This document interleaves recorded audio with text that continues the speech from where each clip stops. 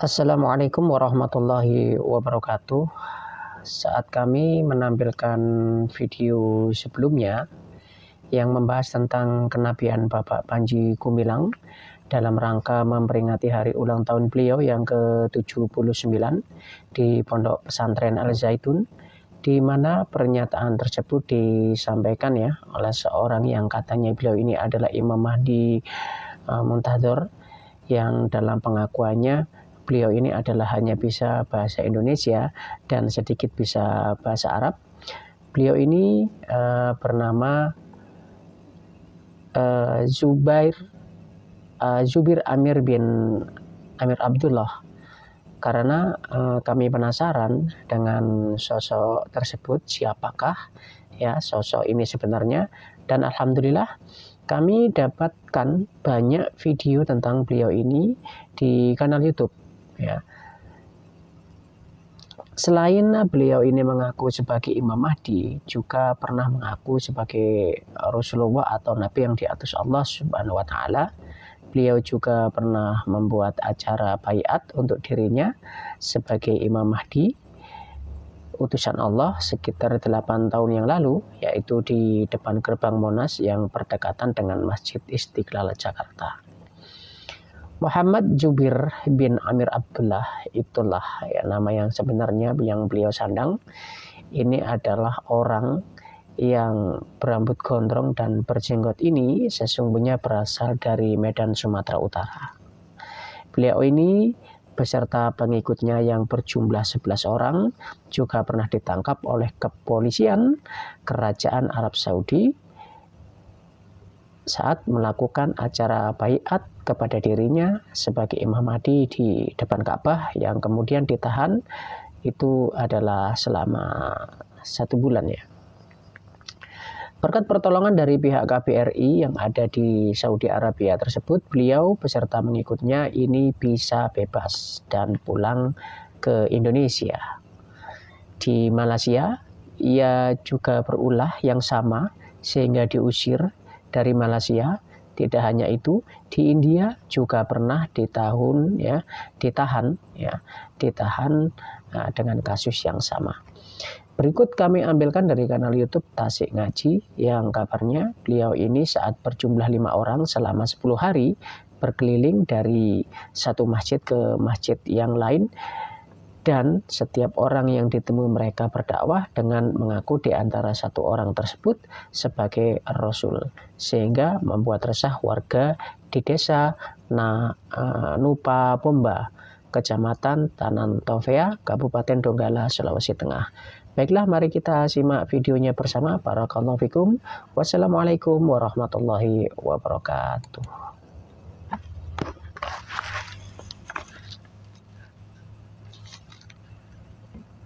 قل يا أيها الناس إني رسول الله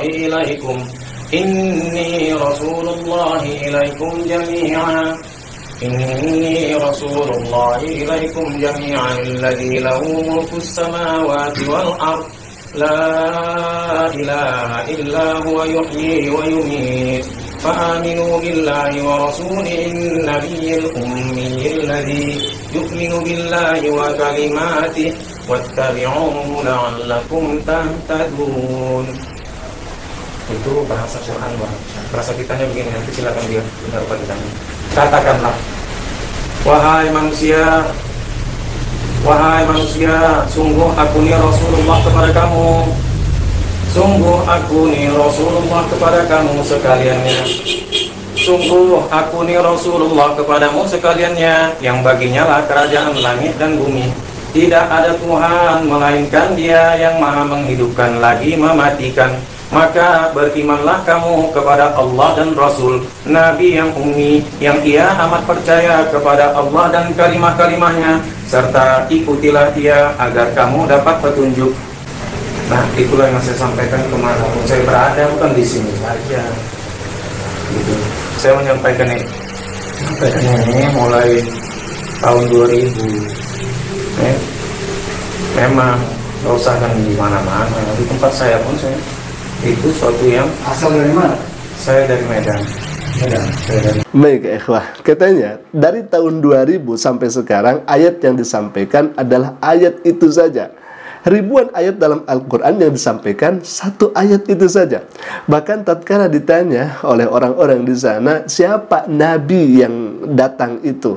Harusnya ya Nabi SAW, Nabi Muhammad SAW adalah Nabi yang terakhir, Khatamul Anbiya. Tetapi orang ini justru ngeles dalam jawabannya ya ikhwah. Jadi orang ini hanya bisa menjawab bahwa Al-Quran itu qadim, Al-Quran itu terdahulu dan lain sebagainya. Baik, kita akan saksikan tatkala orang ini ditanyai oleh warga ya ikhwah. Silakan. Itulah yang saya sampaikan. Jadi mudah-mudahan mau mendengarkan dan mau percaya, ya alhamdulillah. Kalau tidak, boleh semua. Hanya menyampaikan ayat Allah. Oke, tidak ada yang lain. Maksudnya apa ke desa saya ini untuk apa? Itulah menyampaikan satu ayatnya saja. No, susah juga kalau begitu. Orang terganggu. Saya bisa kasih usir bapak di sini. Ya. Nggak usah. Artinya 1, 2, 3, 4 tidak ada lagi di sini. Terganggu. Jangan sampai di masa ya. Tapi kok emosi ngomong Bapak ya? Nah, saya menyampaikan begitu. Seharusnya Bapak tinggal datang, nggak usah di sini. Insya Allah. Iya, sudah. Maksud saya begini, kalau datang kemari dengan tujuan yang jelas, begitu kan? Artinya jangan sampai masyarakat di sini juga resah. Iya. Nah, kita kan artinya menyampaikan ayat itu memang dianjurkan, gitu kan? Siapa sih? Gitu kan? Gitu. Siapa yang nyampaikan Pak? Yang datangnya sudah ada, Nabi sudah datang. Siapa? Ada yang kalau masjid itu dengan dia makanya Apa yang saya ingat kan? itu dengan dibawa oleh Habib gitu kan? Nah, itu Habib itu saya tidak jelas itu Habib sebenarnya orang mana sih yang sebenarnya? Jadi saya potong, jadi Nabi siapa yang datang? Iya, Nabi siapa yang datang? Ayatnya saja yang mau saya sampaikan supaya jelas bahwa ayat Al-Quran itu qadim.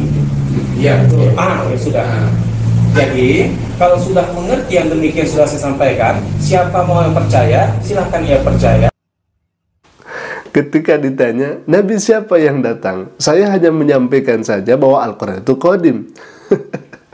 Subhanallah. Sebetulnya orang ini di channelnya itu yang bersangkutan sudah mengaku bahwa dirinya adalah utusan Allah. Bahkan ada deskripsinya ya, kita akan tampilkan nanti di bawah di deskripsi video ini, bahwa di sana juga dijelaskan bahwa orang ini mengaku Nabi. Bahkan bukan hanya itu saja ya, ini sangat ngeri kalau misalkan kita melihat dari backgroundnya, asal daripada orang ini. Orang ini mengaku sebagai Imam Mahdi pula. Subhanallah. Kita lihat di ceramah-ceramahnya itu ya Pak, kita lihat di video-videonya itu bahwa orang ini juga menyampaikan di sana ada judulnya ya, ada judulnya tertera Imam Mahdi ceramah dan lain sebagainya. Nauzubillah. Ini yang harus kita waspadai. Kami tampilkan ini bukan untuk mentakut-takuti, tidak ya ikhwah, akan tetapi harus menjadi pelajaran untuk kehati-hatian. Ditakutkan nanti orang ini atau orang yang semacam ini masuk ke masjid-masjid tempat kita berada. Maka kalau misalkan ada sampelnya, ada contohnya seperti ini ya, maka kita jangan sungkan-sungkan, kita jangan ragu untuk melapor ke pihak kepolisian. Dan hal ini menjadi upaya untuk kita agar akidah umat Islam tidak terkotori dengan hal-hal yang semacam ini. Apabila orang ini kemudian diusir oleh warga setempat dengan beberapa pengikutnya, jadi aneh juga ya, masih tetap saja ada pengikutnya orang ini begitu ya. Subhanallah. Jadikan hal ini pelajaran untuk kita semua.